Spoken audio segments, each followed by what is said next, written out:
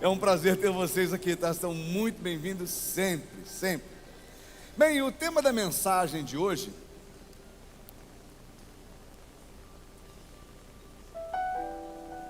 Moça, essa blusa tá muito... chamando muita atenção hoje, né? Tá soltando o botão aqui em cima. Aqui. Oi? Tem que... Estou emagrecendo. O tema da mensagem de hoje é felicidade. Repete comigo, felicidade. Congela. Dá uma olhadinha para quem está do lado. É impossível falar felicidade sem... Você está do lado de alguém de cara feia? Se tiver de alguém... Não, porque falar felicidade e ficar carrancudo, esquisito, né? Dá uma olhadinha para quem está perto e fala assim, repete comigo, felicidade. Gente, felicidade é colocar um sorriso no rosto. Felicidade nós falamos há um tempo atrás, no ano passado, no final do ano passado, que é obter satisfação. Nós temos felicidade. Só quem é feliz com Jesus, dá uma glória a Deus aí. Gente, é maravilhoso quando a gente consegue reconhecer felicidade. Quando a gente consegue reconhecer que a gente é suprido, que a gente é guardado, que a gente é amado. É tão bom ser amado. Você viu a cara de quem é apaixonado? O cara que é apaixonado e está rindo o tempo todo, né? Tem uns casalzinhos que começaram a namorar na igreja. Eu olho assim para eles,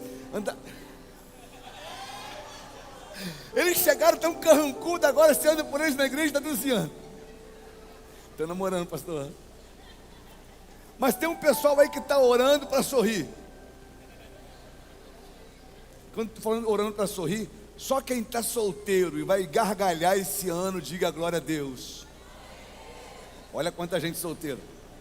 Eu fui no casamento ontem, eu tive uma ideia. O pessoal fala assim, pastor, a gente está na igreja, mas a gente não sabe quem é solteiro, quem é casado. E é muita gente, às vezes a luz fica apagada. Acho que eu vou mandar fazer um adesivozinho neon.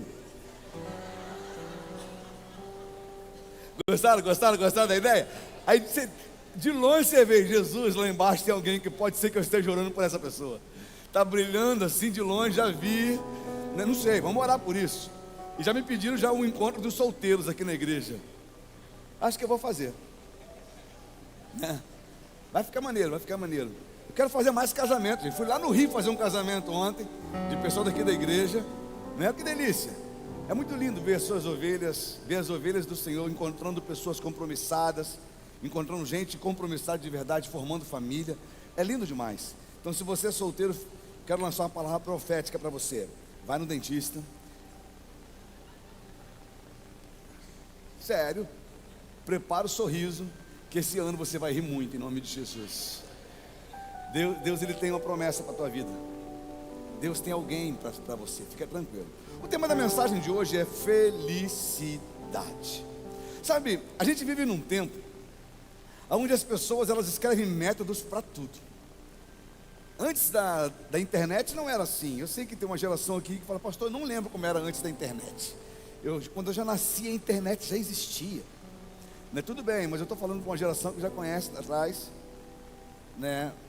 Mas antes assim, por exemplo, do Instagram, que é mais patrocinado as mensagens ali, e você vê o tempo todo uma propaganda para você, dizendo 3 passos para a felicidade, né? Eu tenho a chave para você conquistar a alegria na sua casa. Você vê o tempo todo alguém prometendo, alguém vendendo alguma coisa no Instagram, que você olha e fala, uau! E aquele negócio parece endemoniado, cara, porque você está conversando na mesa com alguém, e quando você abre tem uma propaganda daquilo que você estava conversando. Aquilo é programado para querer invadir o teu coração, a tua mente, saber o que a tua mente está procurando e entregar aquilo. O tempo todo as pessoas estão querendo vender para você uma felicidade. E a gente está vivendo no tempo dos mestres, onde a todo momento a gente encontra pessoas aventureiras, que nunca construiu nada, querendo mostrar para você a qualquer custo um caminho de um lugar que talvez ela mesma não tenha chegado. Que isso? Sério. Eu já tive a oportunidade de conversar com algumas pessoas, e pessoas que já fizeram livros pequenos, cursos pequenos, e uma delas me falou o seguinte: pastor, descobri um jeito de ganhar dinheiro. Eu falei, como? Simples, é só você preparar um texto pequeno, dando algumas dicas que você leu em outros livros, faz uma boa propaganda e bota para vender por um preço muito barato, em 12 vezes no cartão de crédito. Aí você vê, cara, isso não dá resultado. Mas aí você vai para a internet e você encontra um povo desesperado para suprir uma carência interior, e encontra uma propaganda na sua frente dizendo: eu tenho a solução para o teu problema, eu tenho a solução para a tua crise, eu tenho a solução para o seu desespero, em 3 passos você vai mudar a tua vida, a tua história. Se você deseja fazer mais, clica aqui, arrasta para cima, né? E a gente vai poder conversar mais. A gente vê isso nas redes sociais, das mais diversas receitas, com a finalidade de você encontrar uma resposta para uma pergunta aí dentro. Mas na realidade a oferta foi feita não para satisfazer você. Diz para quem está do seu lado: nem toda oferta da internet foi pensando no teu sorriso, mas pensando no seu bolso. A grande maioria está ali, não está para satisfazer o teu sorriso, mas está para satisfazer o bolso de quem ofereceu aquela oferta. A gente está vivendo num tempo em que a humanidade busca a qualquer custo a tão sonhada felicidade. Sabe, eu tenho certeza que hoje o Espírito de Deus trouxe você neste lugar para mostrar que existe um caminho. Diz para quem está do seu lado: existe um caminho. E diz assim, ó, e é de graça, porque o preço já foi pago. Aplauda o Senhor nesta hora. Glória a Deus. Aleluia.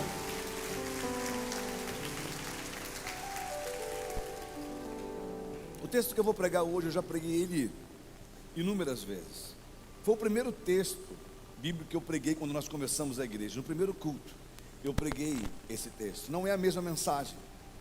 Pode ser que uma coisa ou outra lembre a primeira mensagem, mas eu tenho certeza que Deus, Ele tem algo novo para o teu coração, algo fresco para a sua vida hoje. Eu quero ler lá Salmo 1, versículos 1, 2 e 3. Salmos 1, versículos 1, 2 e 3.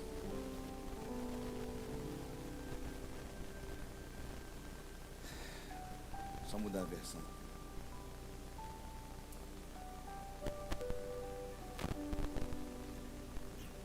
Feliz é aquele que não segue o conselho dos perversos, não se detém no caminho dos pecadores, e nem se junta à roda dos zombadores. Pelo contrário, tem prazer na lei do Senhor, e nela medita dia e noite. Ele é como uma árvore plantada à margem do rio, que dá seu fruto no tempo certo. Suas folhas nunca murcham, e ele prospera em tudo que faz. Deus, eu agradeço ao Senhor pela oportunidade que o Senhor me dá de compartilhar esse texto, essa mensagem. Pai, eu peço que o Senhor fale ao coração do seu povo, a tua igreja que está aqui, a tua noiva. Pai, que ela entenda esse caminho, que ela consiga absorver aquilo que o Senhor tem, ó Pai amado, por cura para a vida delas esta noite. Seja bem-vindo, fique à vontade neste lugar. Que a tua misericórdia seja derramada mais uma vez sobre a nossa vida esta noite. Em nome de Jesus, amém e amém. Querido, nós entendemos que o livro de Salmos, ele é um livro muito importante para o povo de Israel. Ele era um livro histórico, um livro que era visto como um cancioneiro, um livro que ajudava nos rituais de culto, ajudava nos cultos. Era um livro onde se mostrava os feitos que Deus havia feito sobre a vida do povo de Israel, sobre a vida do povo hebreu, e aquilo que eles tinham por esperança. É um livro que fala de lamento, é um livro que fala de celebração, é um livro que fala de perdão, é um livro que fala de conserto. E o Salmo 1, ele começa dando uma direção para o povo. Ele começa com a frase dizendo: feliz é, não feliz será. A gente pode até usar o feliz será se você ainda não é, mas feliz é. Sabe, a sua composição inicial, nesses 3 versículos, ele nos dá 3 ensinamentos, ele nos dá vários ensinamentos, mas eu quero ressaltar apenas 3, para a gente poder conversar essa noite. O primeiro deles, eu quero que você repita comigo: cuidado com quem te inspira. Há uma diferença muito grande entre motivação e inspiração. A motivação é alguém que está o tempo todo perturbando você para você fazer alguma coisa. É alguém que está dizendo: não vai dar certo isso aí, cara, levanta. Você quer ver uma coisa? Amanhã não, porque amanhã é férias. Mas daqui a um mês mais ou menos as crianças vão ser extremamente motivadas pelas mães para poder levantar e ir para a escola. Na verdade, a motivação é daquelas mais absurdas. Levanta, vou falar uma vez só. E isso é motivação. Motivação é o homem poder chegar e falar: cara, amanhã é segunda-feira, a vontade que eu tenho é de descansar até tarde. Ele lembra que tem que pagar boleto. Ele é motivado a levantar e correr para o trabalho, porque tem que pagar uns boletos aquela semana, né? Motivação também é você poder olhar assim, encontrar uma pessoa que se dispôs a caminhar contigo, e você promete a ela: olha, eu quero fazer a tua vida a vida mais feliz dessa terra. A gente vai construir um futuro junto, uma estrada junto, e você estuda, você trabalha, você economiza, você luta, e juntos vocês constroem a tua caminhada, a tua jornada. Isso é motivação. Agora, inspiração é diferente. Inspiração, você olha para alguém que deu muito certo, alguém que fez muito bem, alguém que você olha e aquela vida, ela traz para você uma referência, aquela vida te inspira e você diz: cara, que alegria é poder olhar e ver o sucesso que essa pessoa adquiriu. Sabe, meu sonho é viver algo similar a isso, e a vida dessa pessoa, ela me inspira. Nunca falei com a pessoa, nunca me sentei com a pessoa, mas a vida da pessoa, o propósito da pessoa me inspira. Isso me arranca da comodidade, e eu não preciso que ninguém me motive, porque uma pessoa inspirada não precisa de motivação. Uma pessoa inspirada, ela olha para si, ela olha para a inspiração dela, ela diz: eu vou atrás, eu vou conseguir, eu vou conquistar. Só que existem pessoas que são inspiradas tanto para o bem como para o mal. E a gente sabe que às vezes a inspiração, ela não acontece no consciente, ela acontece também no subconsciente. Algumas pessoas são inspiradas a viver por situações que já experimentaram, que já passaram. Por mais que você negue, a gente está conversando sobre cuidado com quem te inspira. Por mais que você negue: pastor, eu não tenho me inspirado em ninguém, pastor. Eu tenho levado a minha vida comum, a minha vida, eu sou desse jeito. Tenho que ficar olhando para os outros para me inspirar? Não. Eu vou olhar para Cristo e eu vou viver a minha vida. Eu não tenho ninguém como referência. Eu vou alertar você, querendo ou não, o teu consciente ou o teu subconsciente, ele é inspirado por pessoas. E você acaba executando algumas ações por causa dessas inspirações. Eu posso até deixar mais claro sobre isso. Um filho normalmente vai repetir aquilo que o pai inspirou durante a sua vida. Uma filha normalmente vai ser uma esposa similar àquela que a sua mãe foi. E isso vem de inspiração, vem da jornada, tanto para o bem quanto para o mal. De repente seu coração está dizendo: pastor, mas eu não quero replicar o mal. Repete comigo: a maldade nunca foi um exemplo. Muitas vezes nos inspiramos em exemplos maus, porque o resultado dessa inspiração, ela traz satisfação para o nosso ego. Como assim, pastor? Eu vou deixar mais claro para você. Eu estou dizendo que a maldade nunca foi um exemplo, mas tem gente que replica a maldade que ela aprendeu, porque a maldade replicada traz também satisfação com o ego. Simples assim. Para ficar mais claro, a pessoa que sente desejo de vingança, vingança é boa ou é má? Tem gente que pensou: depende, pastor, depende de como você olha. Porque a vingança, ela é um desejo ardente para satisfazer o teu ego.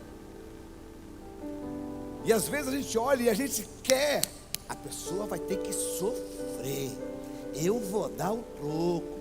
Isso é desejo de vingança, querido. E a maldade nunca foi um exemplo. A gente está ensinando para quem está na nossa volta que a vingança é um exemplo a ser seguido. A gente olha para a nossa vida, e eu quero voltar lá no texto. Uma pessoa que se inspira pela maldade, ela não é feliz. Ela tem o ego satisfeito, mas isso não quer dizer que ela seja feliz.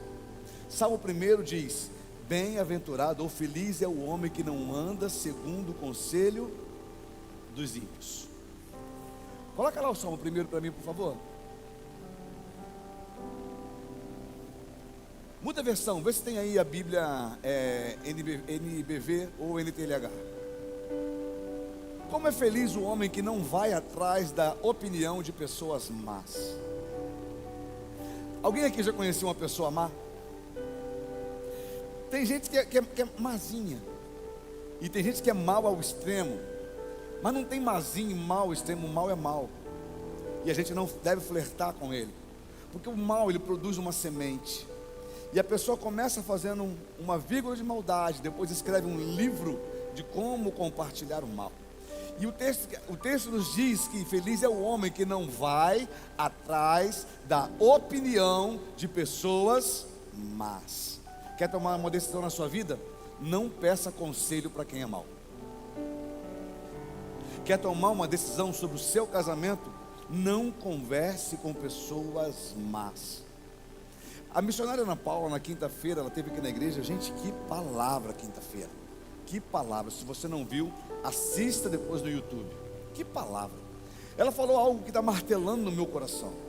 Ela disse, uma parte da mensagem dela diz o seguinte: não troque, não faça de detalhes prioridades.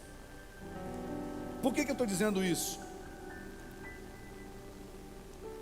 Às vezes a gente vai num lugar e esse lugar não agrada você 100%. Você vem, por exemplo, à igreja e você diz: cara, eu não gosto dessa meia luz que fica na igreja, não gostei da parede preta.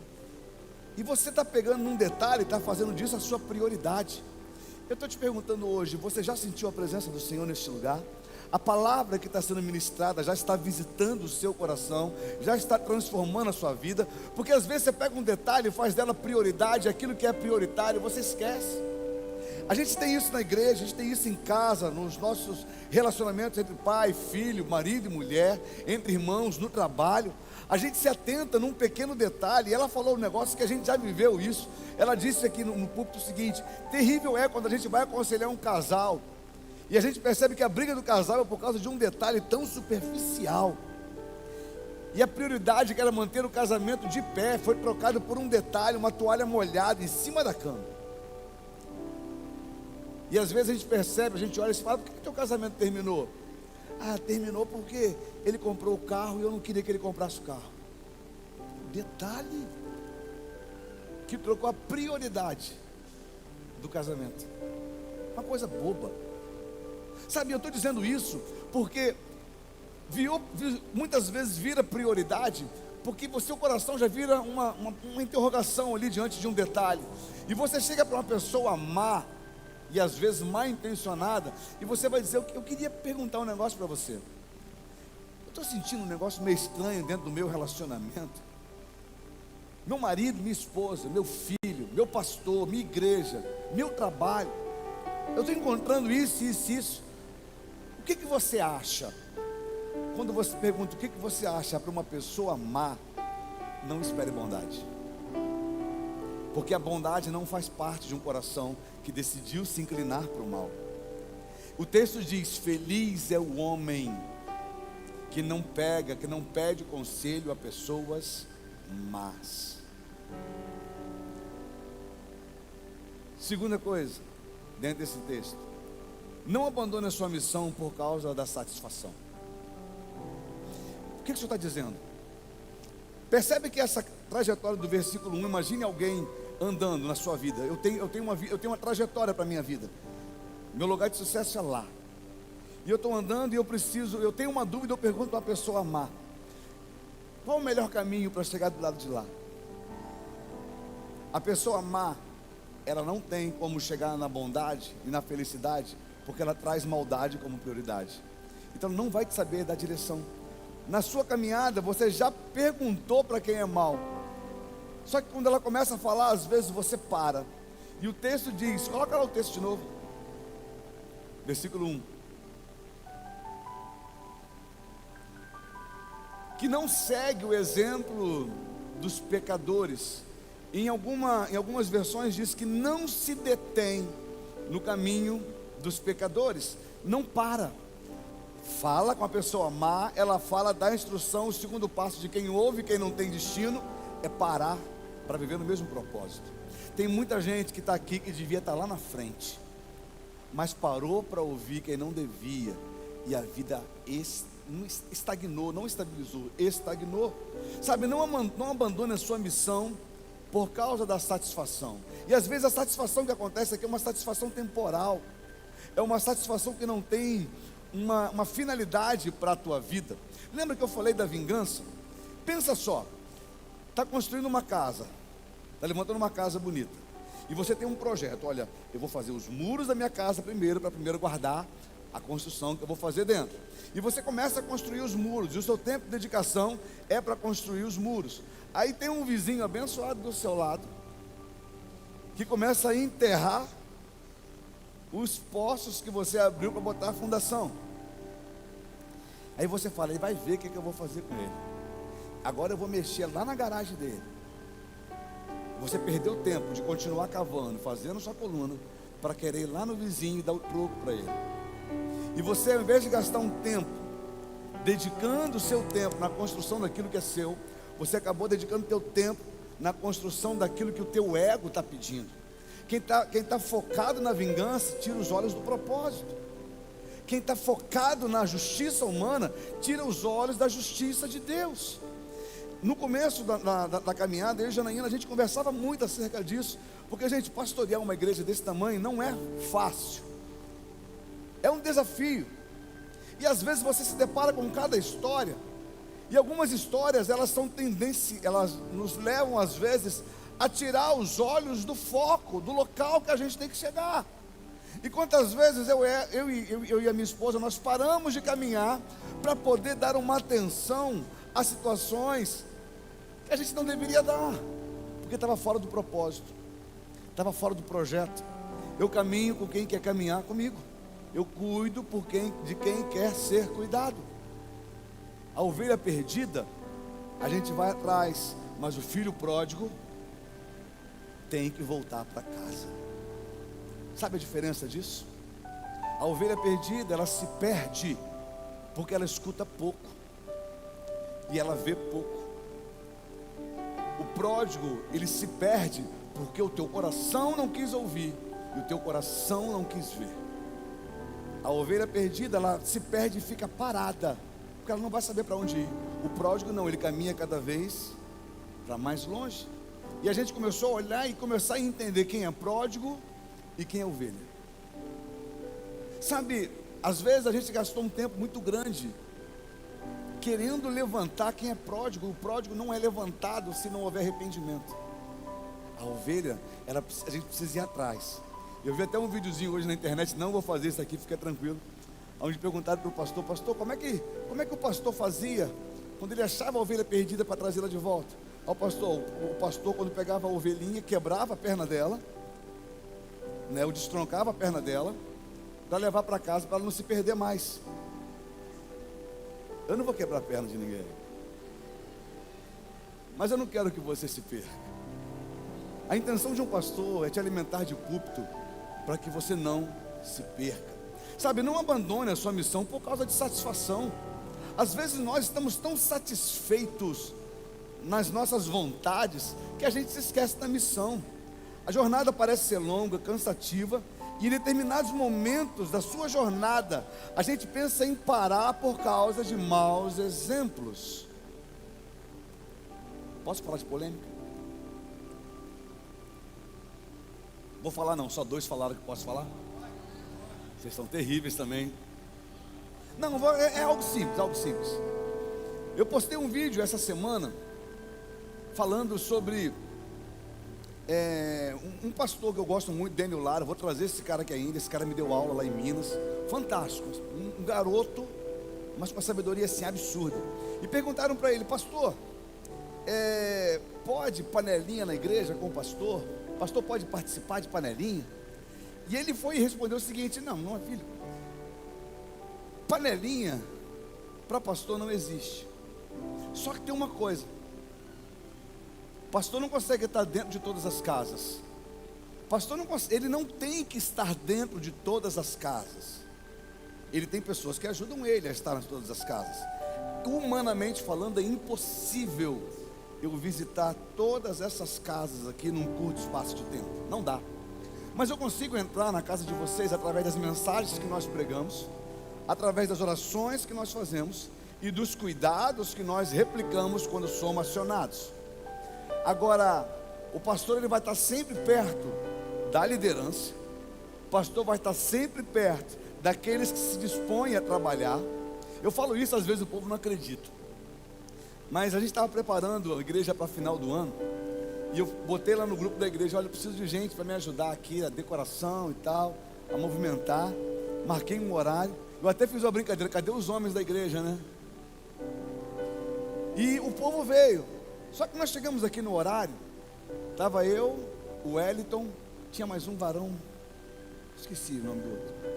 Tinham 3 pessoas iniciais, homens, para poder carregar peso. E algumas mulheres. Aí eu fico vendo às vezes um homem que diz: pô, eu queria estar tanto perto do pastor. Cara, eu não vou enrolar na tua casa comendo churrasco. Eu tenho uma missão para fazer, eu tenho uma obra para fazer. Se você quer estar onde eu estou, vem para aquilo que está acontecendo. De verdade. Vem para aquilo que a gente está fazendo. E às vezes a gente fala: não, eu quero hoje viver as minhas prioridades. A tua prioridade é a prioridade do reino de Deus. É aquilo que Deus tem por prioridade. Sabe, às vezes a gente abandona a nossa missão porque a gente está satisfeito. A gente está satisfeito com coisas que nos paralisam. O coração de muitos fica perguntando: será que vale a pena eu persistir com essa missão de cuidar de gente? Será que vale a pena eu continuar com essa missão de discipular alguém? Será que vale a pena eu continuar com essa missão de falar de Jesus? Querido, você vai fazer isso até o último dia da sua vida. Essa semana eu recebi uma mensagem. Cadê a Lara? Está aí?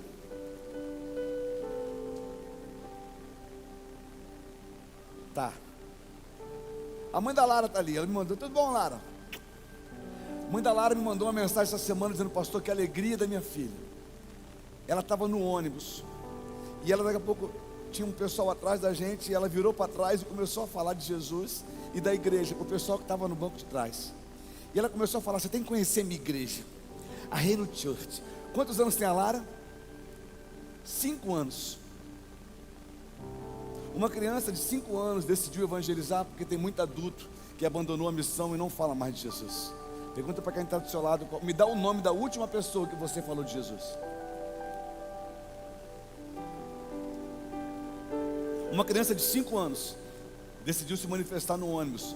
Eu me lembro que quando eu tinha a idade da Lara, eu ia de ônibus para Angra com meus pais, e eu fazia exatamente a mesma coisa. E eu quero fazer isso até o último dia da minha vida.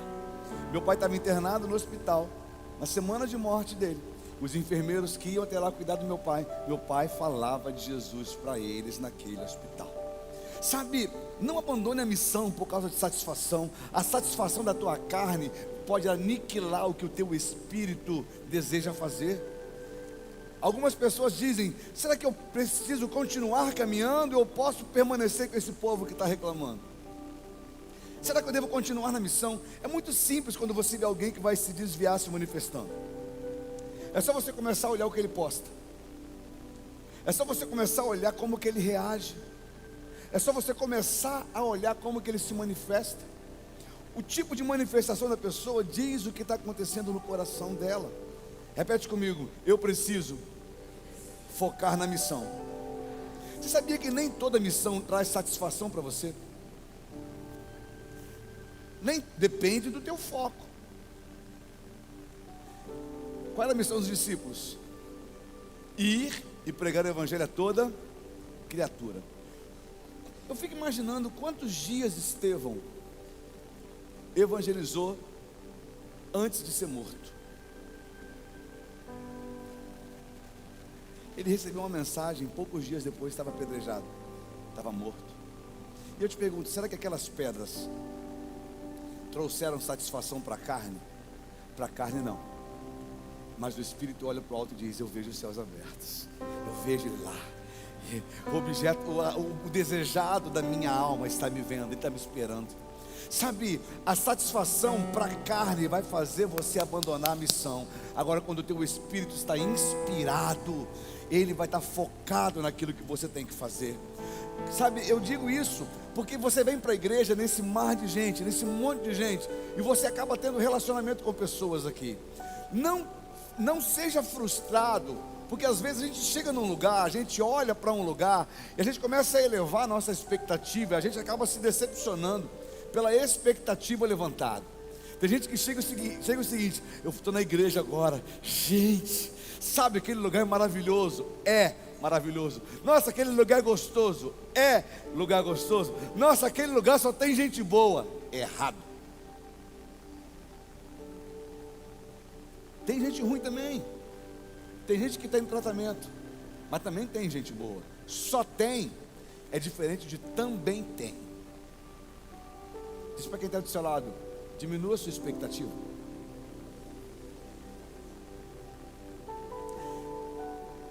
Eu preguei uma mensagem tem 2 ou 3 anos, e essa mensagem gerou um pouco de polêmica por causa do título dela. O título da mensagem era assim: pare de perdoar. Aí teve gente que chegou para mim e falou: pastor, mas a Bíblia manda a gente perdoar. Eu falei: sim, mas eu preciso que você entenda.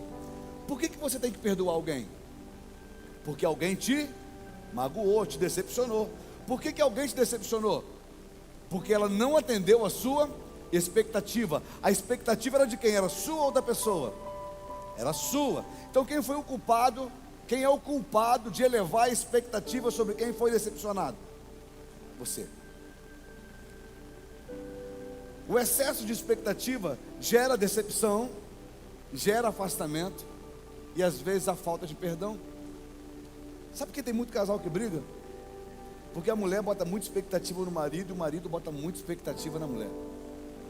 E eles não atendem, e a gente não consegue entender que o marido e a esposa são limitados. Você já pediu perdão para tua esposa, para o teu marido, por colocar muita expectativa nele? Alguém já fez isso? Eu fiz isso um pouco tempo atrás com a Jana. A gente precisa entender que a gente tem que diminuir um pouco as expectativas, porque quando você diminui a expectativa, você deixa de ser frustrado, e quando você é surpreendido é gostoso. É ou não é? Não, se você chega assim: Rogério, se eu casei com a Rogéria arrebenta na cozinha. Rogério, nossa, eu ouvi falar que ela arrebenta. Aí Rogério vai fazer comida pela primeira vez. Queima o arroz, salga a carne, não tempera o feijão. Pensa no almoço. Rapaz, ele vai sentar para dar aquela primeira garfada. Quando bota na boca, ela olha para ele e pergunta: tá bom, amor? Aí ele, com um garfo na boca, tremendo: o que eu respondo? Se eu minto, estou desagradando a Deus. Se eu falo a verdade, eu vou desagradar ela.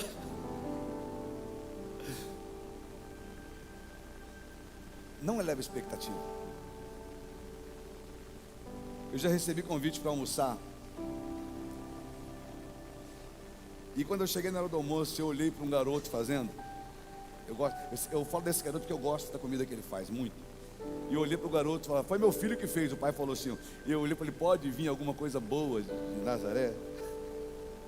Eu olhei para um menino fazendo a comida. Quando eu comecei a provar, rapaz, eu falei para ele: quando é que você me chama para almoçar de novo? É muito bom a gente ser surpreendido. É muito bom a gente ser surpreendido. E a surpresa, ela acontece quando você diminui a expectativa. Coloca o próximo slide, por favor. Sabe, quem concorda com o incrédulo, traz ele como referência. Bota o versículo de novo. Como é feliz o homem que não vai atrás da opinião das pessoas más, não segue o exemplo dos pecadores, nem participa de rodinhas dos que zombam a Deus. Eu pedi para colocar nessa versão mais fácil, para você entender de um jeito bem tranquilo o que esse texto está explicando, um caminho para uma pessoa ser feliz. Quando eu digo que quem concorda com o incrédulo traz ele como referência, quem não crê duvida sempre daquele que crê. Quem não crê, pode deixar o versículo, quem não crê sempre promove desesperança na vida de alguém. Quem não crê sempre vai querer fazer dele mesmo o braço forte. E às vezes em você a gente é forçado a conviver com pessoas assim. E o problema não é problema de você conviver com pessoas assim. O problema é você começar a concordar com pessoas assim, aonde coisas do tipo acontecem. Você está com um problema na sua vida, isso está te definhando, isso está te maltratando, isso está acabando contigo. E você chega para esse tipo de gente e fala: cara, eu estou com um problema absurdo. Ela olha para você e diz: cara, aceita isso aí, aceita que dói menos. E você diz para ela o seguinte: mas Deus não pode fazer alguma coisa? E ela vai dizer: cara, já vi tanta gente passando por isso, você vai ser apenas mais um. E você começa a concordar com aquele que não crê, começa a concordar com aquele que não crê, e passa a duvidar que Deus pode fazer alguma coisa. Meu querido, quer ser feliz de verdade? Não tenha parte com o incrédulo, não tenha parte com aqueles que zombam de Deus, que duvidam de Deus, mas esteja esperando sempre uma resposta que vem do alto. A nossa fé, a nossa esperança não deve ser depositada em homens, mas em Deus. A tua alegria, o teu sucesso depende única e exclusivamente do Senhor. É daquilo que Ele está te falando, é daquilo que Ele está soprando aos seus ouvidos. O pecador decidiu não ouvir a Deus, sabe? O homem mau decidiu não ouvir a Deus, o zombador decidiu zombar de Deus. E eu te pergunto: você vai se relacionar com gente assim? Ah, pastor, mas eu vou me relacionar com quem? Eu vou andar com quem? Jesus, quando sobe ao Getsemane, Ele sobe com 3 discípulos, Pedro, Tiago e João. Não estava no barquinho, estava no Getsemane dessa vez. Mas, e Ele diz: olha, permaneça aqui por um momento, que eu vou aqui orar. E Jesus vai orar e volta, está os 3 dormindo. Ele fala algo para Pedro que um dia, muitos anos atrás, essa mensagem tem uns 10 anos, eu preguei sobre isso uma vez. Ele olha para Pedro e diz: Pedro, vigia, para que você não entre em tentação.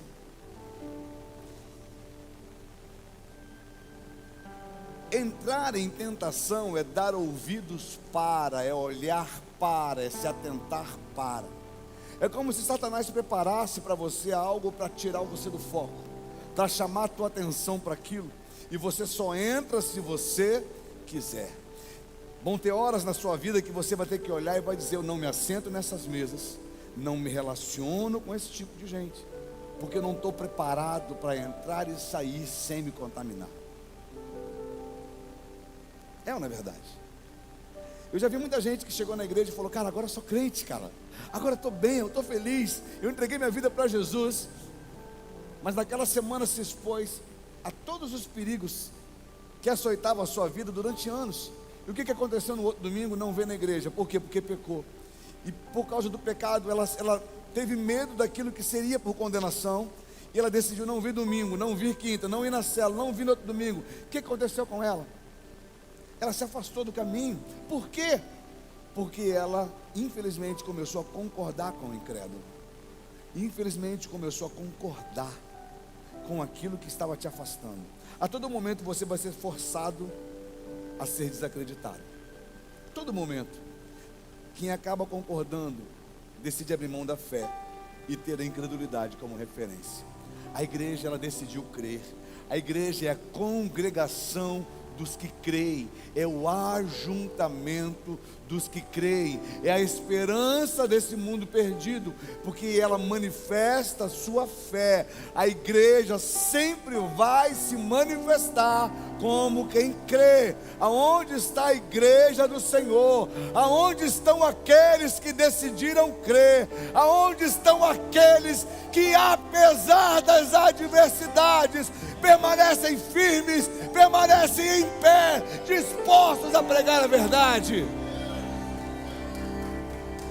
É a manifestação dos filhos que creem, que olham para Deus, que veem a tua glória e diz: não há como negar aquilo que eu já vi, não há como retroceder.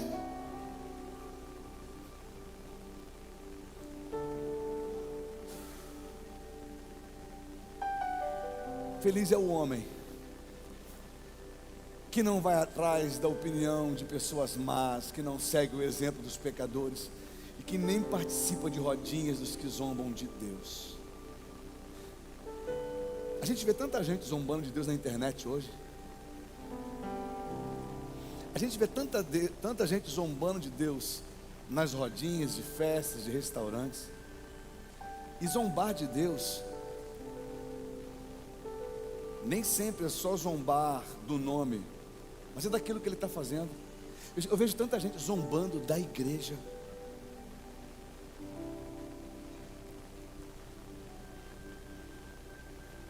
Sabe, ama tua esposa, não ama? Se alguém começa a zombar da sua esposa, como fica o seu coração com essa pessoa? Atenção, zombadores da noiva do Senhor. O noivo dela está olhando para você. O Senhor está zombando, está olhando daqueles que zombam da sua noiva, daqueles que ferem a sua noiva. A igreja do Senhor é guardada por Ele, Ele é zeloso para com ela, Ele ama a sua noiva. Feliz é o homem que não se detém nesse caminho. Agora, quem deseja ser feliz, ter felicidade, diga amém. Sabe, eu quero falar para vocês agora então a fonte da verdadeira alegria.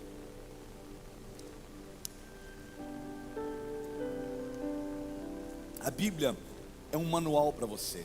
A Bíblia dá direção para você. A Bíblia é algo que tem que ficar gravado na tábua do seu coração. Tem gente que diz: pastor, não consigo gravar um versículo. Sabe, eu leio, não gravo um versículo. Tem gente que não consegue mesmo, eu entendo isso. Eu quero saber se você consegue gravar então o princípio que esse versículo te ensina.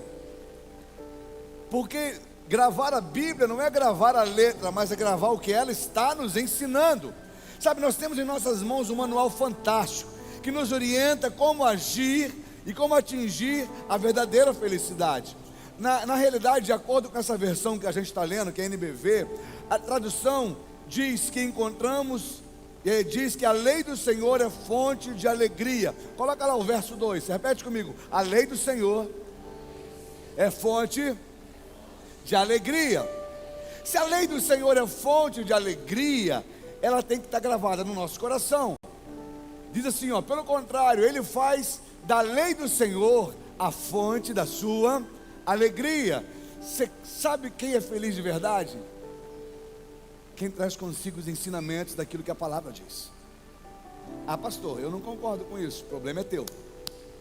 Pode ser que você não entenda o que é uma fonte. Está contentando-se com um poço ao invés de viver uma fonte.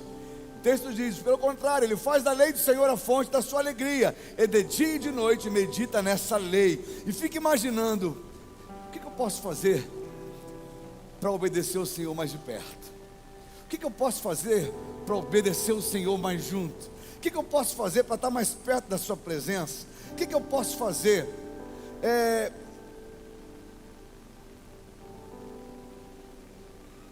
estava vindo hoje para a igreja e eu olhei para o monte daqui desse morro aqui atrás e eu vi caindo chuva. Aí eu fiquei pensando: será que os crentes vão na igreja hoje? Repete, só você que veio. Fala assim: graças a Deus eu vim. Oh, você veio. Por quê? Porque às vezes uma garoa espanta crente, gente. Eu vou ficar de casa na internet. Vou falar para os crentes da internet que estão em casa agora. É bom ministrar para a tua vida. É bom receber de casa. Mas aqui tá bom demais. Tá ou não tá, gente? Pode ser que você não sinta o que a gente está sentindo aqui, mas você está recebendo a palavra que eles estão recebendo aqui. Eu conversei com um menino ontem, que ele é soldador. Ele é de outra igreja. E ele falou: deixa eu confessar uma coisa no seu ouvido. Eu falei: pode falar. Tem dia que eu estou soldando e estou chorando, porque eu boto lá você pregando. E Deus está falando tanto comigo, eu estou soldando, eu estou chorando junto, eu tenho que parar porque embaça tudo. A gente sabe que a mensagem tem atingido milhares de pessoas. Tem muita gente sendo alcançado pela mensagem. Mas a mensagem principal é aquela que todos os dias, quando você se depara diante da palavra, você diz: Senhor, começa a falar comigo, começa a encher a minha vida, começa a jorrar na minha vida. Eu preciso da tua verdadeira alegria. Você tem nas suas mãos um manual fantástico que é a palavra de Deus. Você precisa se encher dessa palavra, porque cedo ou tarde você vai precisar dos ensinamentos contidos nela. Então não é só parar de ouvir gente má, não é só parar de se relacionar com pecador, não é só parar de zombar da igreja, mas é saber o que Deus tem para a vida da igreja, é se encher da palavra, é se encher dos ensinamentos, é se encher de Deus, se encher dessa alegria, porque você acaba refletindo naquilo que você está lendo. Quantas vezes no momento difícil uma palavra veio ao teu coração? Quantas vezes no momento de dor, uma palavra que você leu saltou ao teu coração? Sabe, a reflexão ela traz consigo a maturidade. Ler e refletir sobre aquilo que você está lendo. A meditação deve ser diária e constante. Repete comigo: dia e noite. O texto diz que esse homem que é feliz, ele medita na palavra de dia e medita na palavra de noite. Estava conversando com um sobrinho meu essa semana. A esposa dele falou assim: tio, ele decidiu esse ano fazer um jejum de Instagram. Ele retirou o Instagram do celular e falou: não vou mais ficar no Instagram esse ano, porque está tomando meu tempo. Eu ouvi isso e eu fiquei pensando: se você lesse tanto a Bíblia como você lê o Instagram. Eu comecei a pensar isso para mim também, porque às vezes a rede social nos consome seu tempo, consome sua vida. Se você se relacionasse tanto com Deus como você diz estar se relacionando com pessoas na internet, que não está se relacionando com ninguém, está se relacionando com o seu próprio ego, porque a rede social faz isso. Você não vai para lá para se relacionar com alguém, você vai para lá para se relacionar com o seu ego, procurar o que você deseja. Eu te confesso que eu tomei uma paulada quando ela falou isso comigo. Eu falei: cara, também tinha que abrir mão de muita coisa, também tinha que parar com muita coisa. Eu começo a refletir então, que essa palavra ela deve trazer para mim meditação de dia e de noite. É inaceitável que você seja cristão há mais de 10 anos e ainda tenha as mesmas crises do dia que você se converteu. É inaceitável que você já tenha aí uma jornada de mais de 5 anos de caminhada e ainda caia nos mesmos erros que você tinha antes de ter entregue a tua vida para Jesus, que você ainda tem os mesmos questionamentos, os mesmos pensamentos que você tinha antes de conhecer a verdade pela palavra de Deus. Sabe, a gente entende que se a reflexão traz consigo a maturidade, que nenhuma das nossas ações sejam executadas sem antes passar pelo crivo da palavra, que a sua vida não viva, que você não viva sem que primeiro a sua vida seja pautada exclusivamente na palavra. Eu falei hoje que o tema seria felicidade, e não há como ser feliz se você não pautar as suas decisões pela palavra. Eu até entendo quando um crente novato chega para mim e faz perguntas do tipo: pastor, e esse pecado que eu não consigo largar, posso conviver com ele? Eu falei: pode, só vai para o inferno. Pode ou não pode? Só vai para o inferno por causa dele. Que é isso, pastor? Você não vai para o céu porque você se arrependeu 499 vezes. Você vai para o céu porque você se arrependeu de uma vida de pecado. Agora para o inferno, você vai por causa de um pecado que você não quer largar.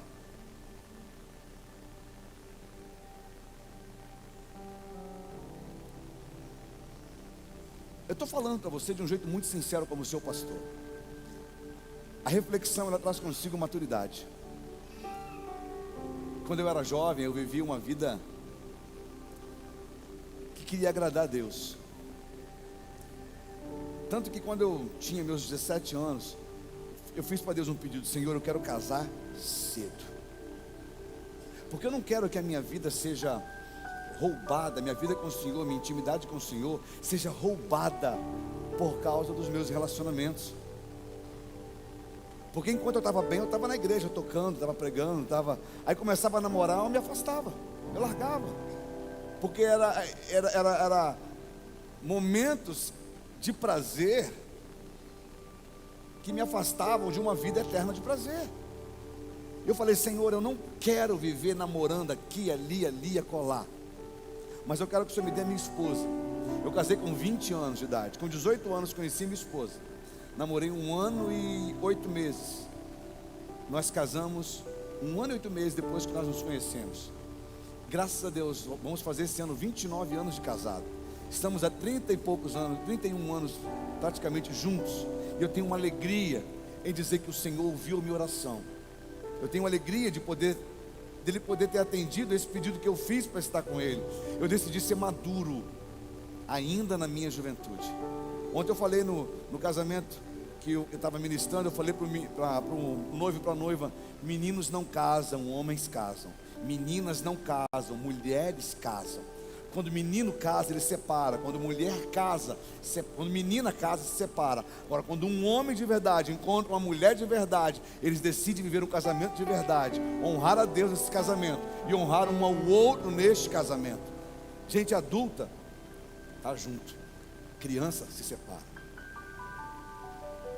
Sabe, a reflexão traz consigo maturidade. A reflexão gera maturidade. Um coração encharcado pela palavra traz consigo gratidão, querido. Quando você começa a meditar nessa lei, você começa a ter gratidão, dizendo: eu estou no caminho certo, essa decisão é a correta, essa decisão é a verdadeira. Honrar pai e mãe é a melhor coisa que eu como filho devo fazer. Respeitar os mais velhos, a palavra vai me ensinar isso. Orar por autoridades. Vou dizer para você, não tenho vergonha, não tenho medo de falar isso. Durante o período eleitoral, muitas pessoas me procuraram dizendo: me apoia, me apoia, me apoia. Eu falei: eu não apoio, eu não tenho aliados, porque quem tem aliados tem inimigos.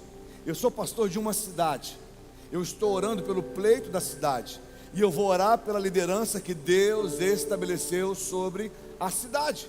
No dia da posse do nosso prefeito, orei pela vida dele, mandei uma mensagem para ele dizendo: como igreja, estamos orando pelo teu governo, pelo governo dessa cidade, nos comprometemos a orar para que a justiça do Senhor venha sobre a nossa cidade. A gente precisa entender que o fato de você ter partido A ou B não torna você inimigo de ninguém. Isso é uma questão de gente imatura. O fato de você torcer para o Flamengo ou para o Vasco não faz você melhor do que o outro. Não é verdade? Eu até aceito aquela loja do Vasco lá do Flamengo, mas a gente precisa aprender a lidar com as diferenças. Isso é sinal de gente madura. A maturidade, a reflexão traz maturidade. Agora, um coração encharcado pela palavra, ela traz gratidão, na certeza de que você está andando no caminho certo. Ela traz satisfação. Coloca lá o versículo 2, eu vou te mostrar onde é que está ali. Olha como é que esse texto termina ali, ó. Ele medita na sua palavra de dia e de noite, e ele fica imaginando: como é que eu posso obedecer ao Senhor de mais perto? Um coração grato por aquilo que Deus fez, ele não mede esforço para querer estar junto dele. De repente você está aí dizendo: nossa, esse pastor está falando, sabe, está me dando um sono, estou com vontade de ir para casa, está tudo bem, sem problema, eu entendo seu sono. Eu te pergunto, será que é o mesmo sono que você sente quando você fala que vai orar? Será que é o mesmo sono que você sente quando você fala que vai ler a Bíblia? Se é o mesmo sono, não é natural, é espiritual. Existe uma força do inferno dizendo para você: dorme, porque eu não quero que você absorva essa palavra. Dorme, vai embora, vai ver lá o Fantástico, vai lá ver os rios da internet, porque eu não quero que você absorva essa palavra. Dá uma olhada para quem está do seu lado e com muito carinho fala para ele: é tua a palavra dessa noite, receba, em nome de Jesus. Sabe, o coração encharcado, ele fica pensando: como é que eu faço, como é que eu posso fazer para obedecer mais a Deus? Alguém já fez essa oração? Senhor, o que eu preciso fazer para te agradar mais? O que eu preciso fazer para estar mais perto do Senhor? O que eu preciso fazer para o Senhor me amar mais? Sabe, um grande erro que muita gente carrega é que acha que tem que fazer alguma coisa para ser mais amado. O Senhor já te amou com todo o amor dele. Sabia disso? Não tem mais amor do Senhor para você, não. Ele já entregou todo o amor. Ele já te amou na plenitude, por completo. Não tem como ser mais amado por Deus. Que isso? Não, Ele já te amou, ponto. Falta agora esse amor ser acessado por você. Repete comigo: o amor de Deus está disponível. Agora a gente precisa acessar esse amor. É muito simples. Imagine um pai que tem 5 filhos. É um guerreiro, né? Oh, um pai que tem 5 filhos. Sempre tem aquele que trabalha mais. Tem ou não tem? Sempre tem aquele que dá mais trabalho. Sempre tem aquele que reclama de tudo, né? Sempre tem aquele que não está nem aí para nada. Tem ou não tem? Mas sempre tem aquele que só quer estar perto do pai. Já viu gente assim? O que trabalha mais vai conquistar, vai avançar, vai crescer. Sabe, aquele que dá mais trabalho, ele vai quebrar a cabeça, vai ficar mal falado. Aquele que não está nem aí, reclamão, ele vai viver a vida reclamando, sem usufruir de alguns prazeres de estar perto do pai, de comunhão com os irmãos. Aquele que diz: não estou nem aí, deixa acontecer. Esse cara vai ver a vida dele acontecer, mas nunca vai fazer nada acontecer. Mas aquele que está perto do pai, ele vai viver coisas que os outros 4 não viveram. Ele vai experimentar coisas que os outros 4 não experimentaram.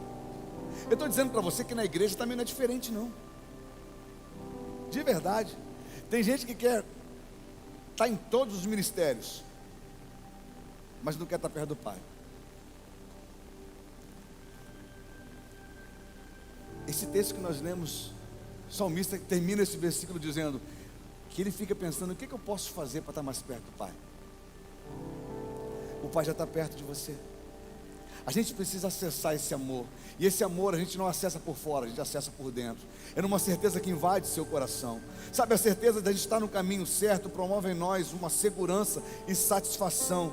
Por isso a cada dia a gente vive buscando uma forma de estar mais perto de Deus, como forma de gratidão. Eu não quero estar perto de Deus para receber mais. Eu quero estar perto de Deus porque eu quero agradecer mais. Eu quero entregar mais. Eu quero só estar mais disponível para Ele. Sabe, agora eu vou falar sobre o último texto, sobre o último versículo. E eu quero convidar você a falar uma frase comigo. Coloca lá o próximo slide.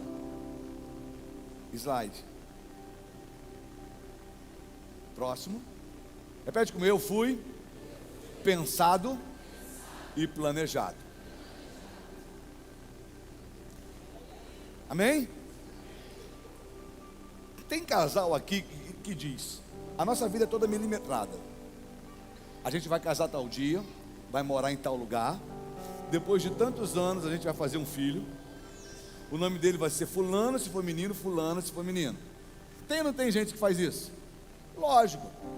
Planejado, concorda comigo? Por que o casal normalmente faz isso? Porque ele quer que nada dê errado. Meu filho, ele não vai passar sufoco. Por isso vai vir no tempo certo, com as coisas certas. Tem ou não tem? Aí às vezes Deus olha um casal desse planejador e fala o seguinte: deixa eu desplanejar um pouco eles. Deixa eu mostrar para eles que não é no plano dele, mas é no meu plano. Que não é nas contas dele, mas é nas minhas contas. Que não é no governo dele, mas é no meu governo. E às vezes Deus faz isso para você entender que Ele tem um plano, que Ele tem um planejamento, que Ele pensou em algo antes de você pensar. Eu estou dizendo isso para você porque você foi pensado e você foi planejado por Deus, amém? Salmo 139 diz que antes que você se formasse no ventre da sua mãe, Ele já havia escrito os seus dias no livro dele. Deus já havia sonhado com cada um dos seus dias, com a vida que você está levando. Então a tua vida, ela não foi feita ao acaso, Deus sonhou com ela. E a reflexão que eu quero ter com você hoje, no verso 3, ela mexe muito comigo, sempre mexeu comigo. Eu já falei, já preguei sobre isso, e quem está perto, vai se lembrar, quem já ouviu vai se lembrar também. O texto diz, coloca lá o texto, coloca na NA agora.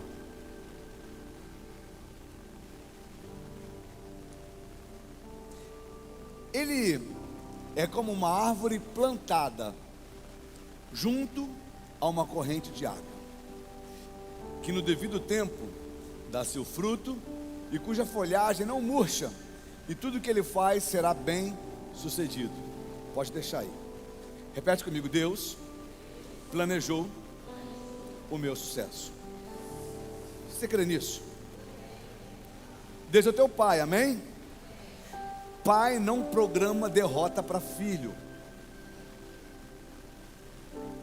Deus não planejou o teu fracasso, Deus planejou o teu sucesso. O texto diz que esse homem que é feliz, tudo que ele faz, ele é bem sucedido, tem sucesso.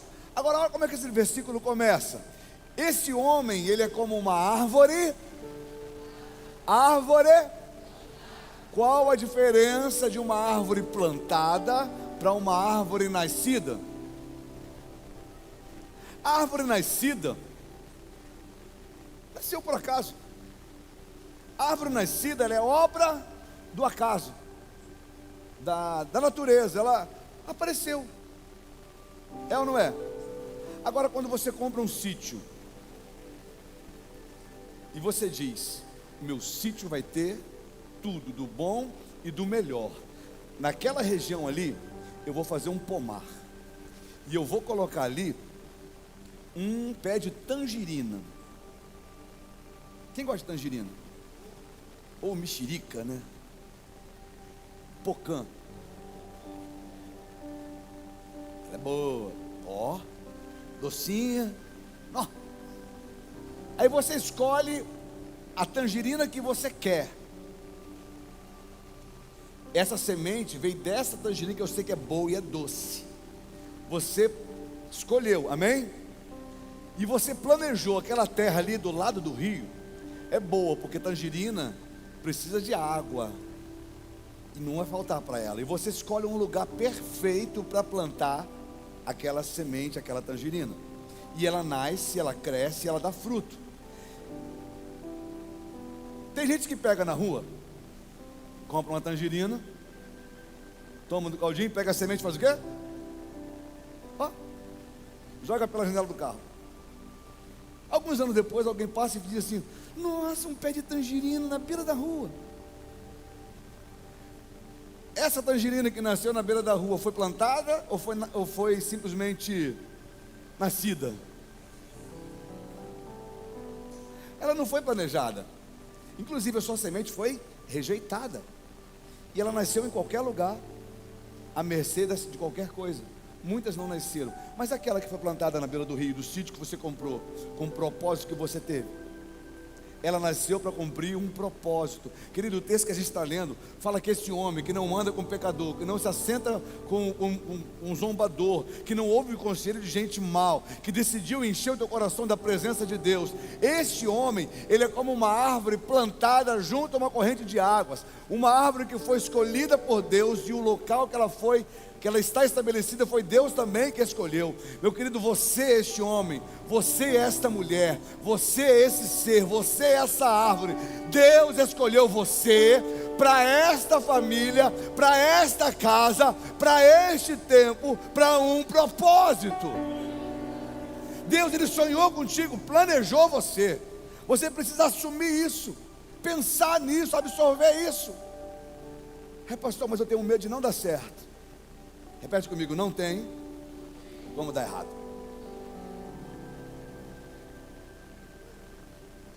Se você entendeu que você é esse homem, você é essa mulher, e quem te escolheu foi Deus, quem selecionou a tua semente foi Deus, Deus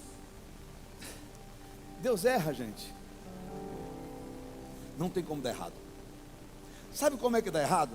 Quando eu passo a escolher viver ouvindo conselho de gente má, andando com gente que não tem propósito, esquecendo das leis do Senhor e tentando levantar as minhas raízes para plantar num lugar que Deus não escolheu para mim. Aí vai dar errado. Sabe, Deus tem um sonho lindo para a tua vida. E não é só você que vai ser beneficiado. Aqueles que estiverem à sua volta vão provar dos frutos que vêm de você. E não adianta você dizer, será que vai dar certo? Deus plantou você aonde? Na beira de um ribeiro. Para quê? Para que as águas do ribeiro sirvam de alimento para você. Repete comigo, a frutificação é uma certeza. Deus te fez para ser frutífero. Deus te fez para ser frutífero. A frutificação é um processo natural de quem é saudável. Uma árvore saudável dá fruto. Uma vida saudável dá fruto. Um homem saudável, uma mulher saudável, um casamento saudável dá fruto. E quando não dá fruto, é sinal que está o quê? Está doente. E eu preciso entender o que está me adoecendo. Eu preciso entender o que está me fazendo infeliz. Eu preciso entender o que está me fazendo infrutífero. Eu preciso entender o que está me afastando de Deus. O que está faltando, me afastando do propósito. Se foi Deus que te plantou na beira do rio, por que você saiu desse rio?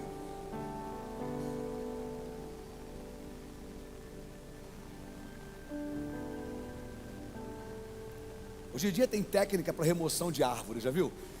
Eu viajo alguns vídeos que eu vejo. Eu vi um vídeo de uma máquina que chega, crava assim em volta da árvore, essas garras assim, e ela afunda assim, lá no fundão, ela roda assim, ó, e daqui a pouco ela saca a árvore verdinha, com todos os frutos, com tudo, e sai levando, filho, e vai embora. Chega lá no outro lugar que ela já cavou e ela vai e enterra a árvore ali.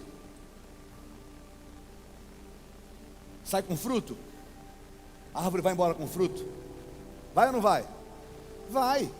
Mas será que aquele solo que foi plantado tem a mesma qualidade daquele que foi retirado? Aprenda uma coisa: Satanás também tem técnica para tirar você do propósito de Deus. Ele te leva com fruto e tudo. Sério. Eu já vi muita gente dizer, pastor, esse negócio de igreja para mim, ó, balela. Eu saí da igreja e tem 2 meses que eu saí da igreja, não estou passando necessidade. Tem 2 meses que eu saí da igreja e continuo dando fruto. Tem 2 meses que eu saí da igreja e eu estou bem.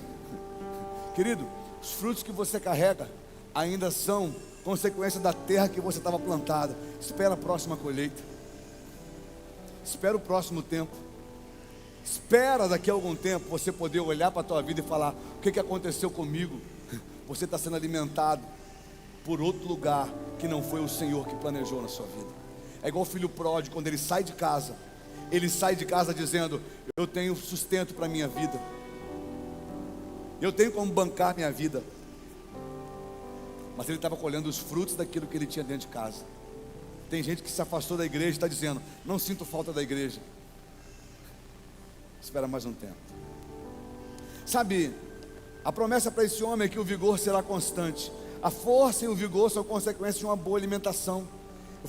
Em cima dessa palavra, eu falei para a Janaína esses dias. Falei, Jana, é facinho você olhar e ver e reconhecer se a pessoa está na igreja ou está desviada. Você reconhece no olho.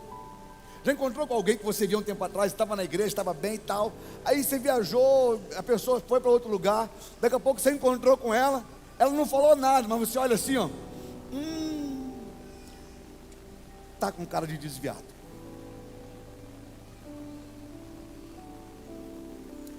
Às vezes nem precisa ir para longe não.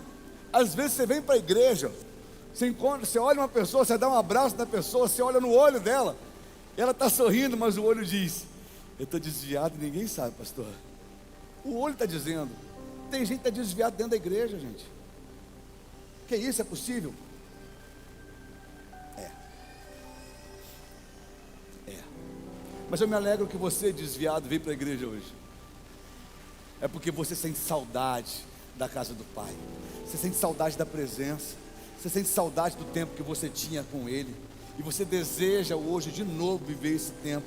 E por último, a finalidade de quem é plantado na beira de um rio, ela sempre vai ser cumprida.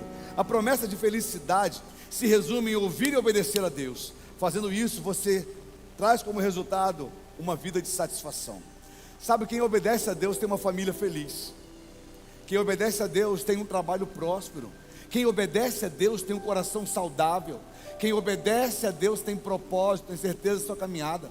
Quem obedece a Deus, ele acorda e ele vive o dia do justo, e ele dorme também o sono do justo. Me diz se essa certeza não traz felicidade para alguém, gente.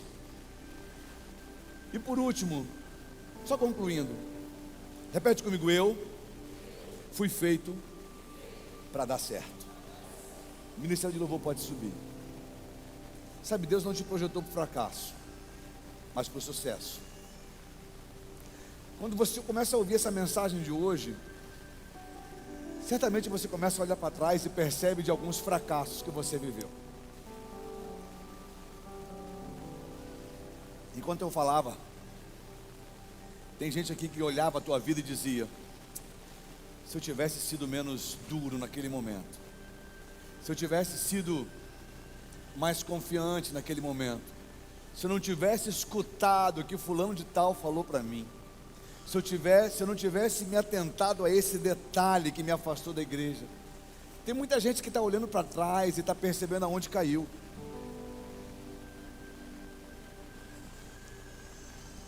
Mas o Senhor trouxe você aqui para dizer para você que Ele tem um plano a seu respeito.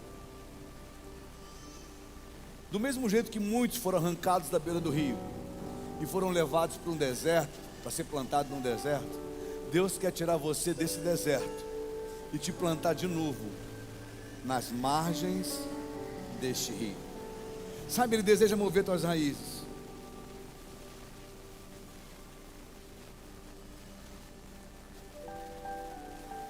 Deus deseja mover tuas raízes hoje. Tem gente que a gente fala isso, parece que a raiz faz assim no banco. Ele vai fazer o apelo agora, enrola no banco e fala: eu não vou levantar daqui hoje. Tem gente que já vem aqui há muito tempo, mas ouviu essa mensagem e sabe que está secando, e que precisa mudar a tua posição. Mas parece que nessa hora, as nossas raízes não vão só para o banco, elas vão para esse concreto do chão aqui. Diz: eu não vou lá na frente hoje. Querido, o Senhor quer te mover hoje. Ele quer dizer para você: para de ouvir quem está te afastando daquilo que eu estou falando. Para de se assentar em lugares que você sabe que vão te trazer morte, não vão te trazer vida. Para de viver zombando como se Deus não existisse. Comece a pensar naquilo que você já leu. Tem gente que está aqui hoje, não está na igreja não, mas nasceu na igreja. E quando estava saindo de casa hoje, o pai, a mãe, mais especificamente, falou assim: você está indo aonde? E você: vou na igreja. Você acha que a tua mãe está fazendo o que por você agora? Meu filho foi na igreja. Senhor, fala com ele hoje. Fala com ele hoje. Dá uma resposta para a minha oração de muito tempo já, que ele possa voltar hoje a congregar. Eu sei o que eu plantei naquele coração, eu sei o que eu ensinei para ele, que meu filho possa ir no altar hoje. Tem gente agora orando pela tua vida. Tem esposa que está do lado do marido assim, ó: Senhor, toca nesse coração hoje. Eu já tenho orado, já tem um tempão, eu sei que hoje é o dia. Querido, hoje é o dia do Senhor arrancar suas raízes, porque Ele tem uma terra fértil para que você viva plena felicidade nele. Então nesta hora, aí onde você está, que o anjo do Senhor te tome pela mão e cumpra o propósito pelo qual Ele planejou para a tua vida hoje. Onde é que está a primeira pessoa que deseja entregar a tua vida para Jesus? e entende que precisa mudar hoje de terra, mudar de solo, sai do seu lugar e vem aqui na frente. Eu quero orar por você. Aonde é que está a primeira pessoa que quer entregar a tua